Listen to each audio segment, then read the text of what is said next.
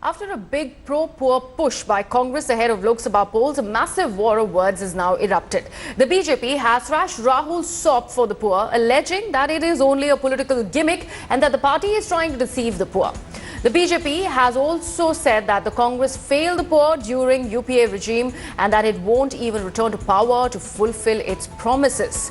Congress, on the other hand, has termed the scheme as a groundbreaking measure to eliminate poverty. Remember, Rahul Gandhi on Monday announced 12,000 rupees as minimum income for 20% of the poorest families of India if his party is voted to power. ये scheme नहीं है, ये अब गरीबी पर final assault है. Almost half a century after Indira Gandhi coined the Garibi Hatao slogan in 1971, her grandson Rahul Gandhi has declared what he calls the final assault on poverty. The Congress president has announced his party will implement a program that ensures 72,000 minimum income for the poorest if his party is voted to power. ताली बजी. हम अब आपको न्याय देने जा रहे हैं. नंबर याद रखिए, 20% सबसे गरीब परिवारों को 72,000 रुपए साल का, 5 करोड़ फैमिलीज, 25 करोड़ लोगों को डायरेक्ट इस स्कीम का फायदा मिलेगा. Taking a swipe at the Prime Minister, Rahul Gandhi trashed the Narendra Modi government's Kisan scheme that provides 6,000 rupees to farmers every year. The Kisan scheme was implemented just months before the elections were announced. लगभग 75,000 करोड़ रुपए किसानों के खाते में सीधा पहुंचने वाले हैं. भाइयों और बहनों, प्रधानमंत्री आपसे कहते हैं कि उन्होंने किसानों को पैसा दिया. 3.5 रुपए, 3.5 रुपए उन्होंने किसानों को दिए. वहां ताली बजी. ठीक है, सिंपल सी बात है. आपको गुमराह किया जा रहा है. आपको 3.5 रुपए दिए जाते हैं और प्राइवेट हवाई जहाज वालों को लाखों करोड़ रुपए दिए जाते हैं. स्वागत करिए छिए. While the Modi government took its time reacting to Rahul's poll pledge, it soon dismissed it as just a slogan to win votes. चुनाव जीतने के लिए धोखा देना गरीब को और उसके बाद साधन न देना, यह कांग्रेस पार्टी का इतिहास रहा है कि गरीब को नारे दो. कांग्रेस को वैसे ही पता है वो सरकार में नहीं आने वाले हैं. केवल लूटने वाली कांग्रेस पार्टी आज जनता के लिए कुछ पैसा डालने की बात आती है, कहीं न कहीं लोगों के मन में शंका होती है. इसमें कोई सीरियसनेस न कोई विश्वसनीयता झलकती है. A look at the scheme proposed by Rahul Gandhi shows that such a scheme would cost 3.6 lakh crore rupees, which is higher than the budget allocation for all central government schemes. Experts say that the scheme is doable only if some existing central government subsidies, which cost nearly 3 lakh crores, are done away with. With 2 weeks to go for elections, the Congress may like to believe that it has served an ace, as similar welfare schemes has paid rich dividends for the Congress party ahead of elections. But will this be enough to serve as a challenge for Prime Minister Narendra Modi? That now needs to be seen. But what is significant is that there is yet a lot of time left for elections, and a similar offer from Prime Minister Narendra Modi can't be ruled out. With camera person Shakil, this is Kamaljeet Sandhu in Delhi for India Today. Let's also listen in now to some of the other political reactions that are coming in on this story. You announced that I will change the chief minister in 10 days if the loan is not waived in Madhya Pradesh and Karnataka. What happened? It's still being debated. Nothing has been done. Therefore, no one can stop you from showing a false dream to the people of India, but they are not going to believe the inclusive development of the Modi government for the poor, schemes like Ujjwala Yojana for the farmers, for inclusive digital development, this Ayushman Bharat for the poor, all are game-changing exercise.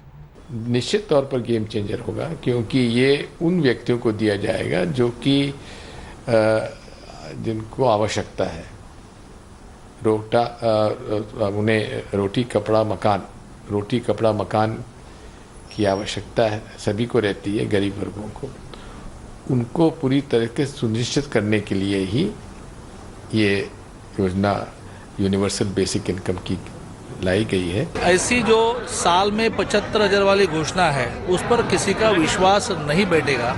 लोगों का भरोसा मोदी पर है, देवेंद्र जी पर है, लोगों का भरोसा राहुल गांधी पर नहीं है। My colleague Aishwarya Paliwal now joins me live from the India Today newsroom. Aishwarya, while on the one hand the Congress party and Rahul Gandhi included are calling this a groundbreaking scheme, and the fact that the poor cannot be rolled out, especially this election season, the government, the BJP on the other hand, they are saying that this is merely a poll bluff. Well, definitely, with just 15 days to go before the first vote is cast, we are seeing these war of words erupting between the BJP and the Congress. Now, what Rahul Gandhi has promised, I'll tell you in 2 points. The first thing that he's saying is that what he wants is that the 20% of India's poorest people should get a minimum of 72,000 rupees per annum. Second thing which he said is that he would be this money would be sent out to 5 crore families, which means that if in one family there are 5 people, directly the money would be benefiting 25 crore people. But now there are 3 things which Rahul Gandhi needs to clarify on this scheme. The first thing is that from where will the money come in? Second thing which he needs to clarify is that whether he does dole out something like this, will other schemes be absorbed? The third thing which he needs to clarify is from where will this money come in? Because it's all very easy to go ahead and to announce a scheme, but what's very important to know what's very important to know is from where will the money come in. Now these are the 3 things which Rahul Gandhi needs to clarify, because at the moment the scheme looks very good on paper, but how will it be possible for him to do? That's the question which needs to be asked now. Absolutely, Aishwarya, and we can't rule out the possibility also that the government might just come up with another counter scheme as far as this is concerned. Moving on now, the Congress president Rahul Gandhi is all set to sound the poll bugle in Hindi heartland Rajasthan. Rahul Gandhi will be addressing 2 poll campaign rallies in Sri Ganganagar and Bundi districts on a day's visit to the state. Later in the day, the Gandhi Scion will be meeting his party workers at Ramleela Maidan in Jaipur. Meanwhile, Union Minister Rajyavardhan Singh Rathore has raised 7 questions to Rahul Gandhi.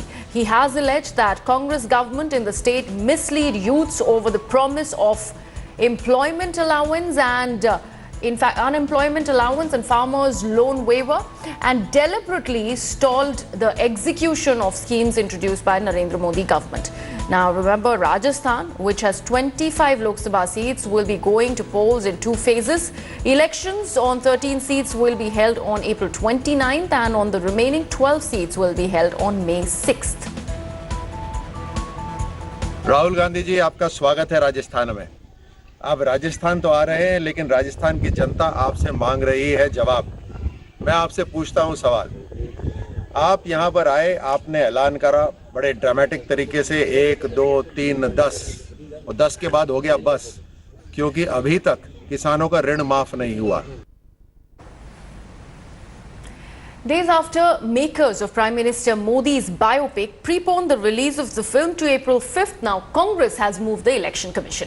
Party leaders Randeep Surjewala, Abhishek Manu Singhvi and Kapil Sibal met the Election Commission on Monday.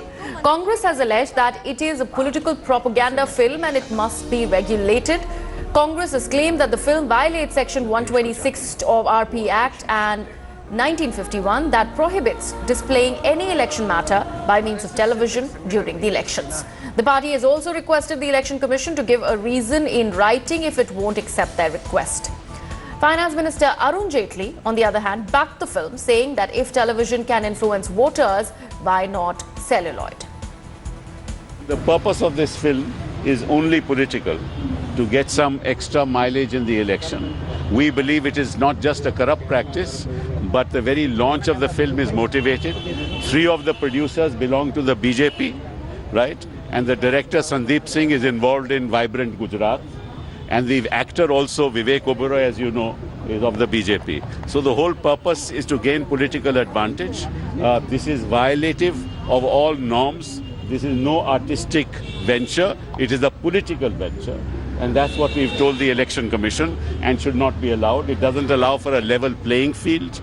It violates the spirit of Article 324 of the Constitution. It violates the cable network rules. It violates Section 126 of the Representation of People's Act. And all the statements that have been made today and prior to this, because even Mr. Fadnavis launched it in January 2019, and now, of course, Amit Shah is going to launch it very recently, soon. So therefore, the whole purpose is political. And well, television influences voters, so celluloid can also influence voters. Both are a part of free speech. An article is a part of free speech. A video film can be shown, but not otherwise. But I'd like to understand this self-created limitation on free speech today.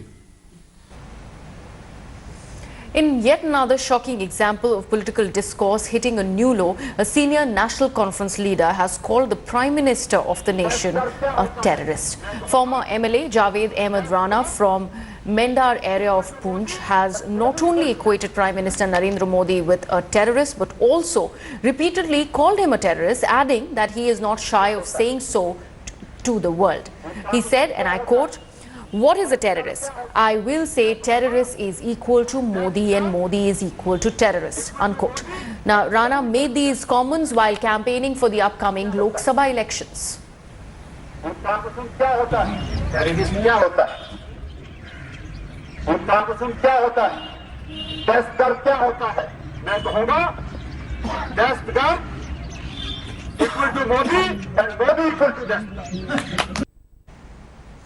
Shifting focus down south now, Lok Sabha elections in Tuticorin this time will see a face-off between DMK MP and late Karunanidhi's daughter Kanimoi and the state BJP chief Tamilisai Soundarajan. Talking about her opponent, Tamilisai took a dig at Kanimoi and said that neither she has any criminal cases against her nor has she ever gone to jail. She further said that Kanimoi is already an MP with only 50% attendance in the House. Now, she's also said that her aim is to defeat the DMK and the Congress. Did you see your other candidate right now? Your Kanimoi ma'am just walked by, and it's going to be a head-on fight for Thoothukudi this year. No, I don't think, because any constituency there will be an opponent. I am very happy. I am opposing again a women leader, because women empowerment. So, but I want to say, I don't have any case against him. I am not having a corrupt history, and I have not gone to jail, and I have a very true track record, and I didn't come as a heir in dynasty politics. I am also belongs to a political leader. My father belongs to Congress, but 20 years I worked in my party and I attained this position because I belong to so-and-so's daughter, because I am so-and-so's sister. I didn't attain this place, and already she is Rajya Sabha MP and her attendance is less than 50%. This all positively only I will project. I will project my positive things, which may be negative to others. Ma'am, this is the first time you're going to contest the Lok Sabha elections. How do you look at it? How do you feel? It's a very interesting and good experience, and I am looking forward very much to the elections and contesting. It's going to be a very serious and intense competition for all of us in Thoothukudi, because it's you against BJP State President Tamilisai Soundarajan. It's going to be a very interesting, contest over here. How do you look at your opponent?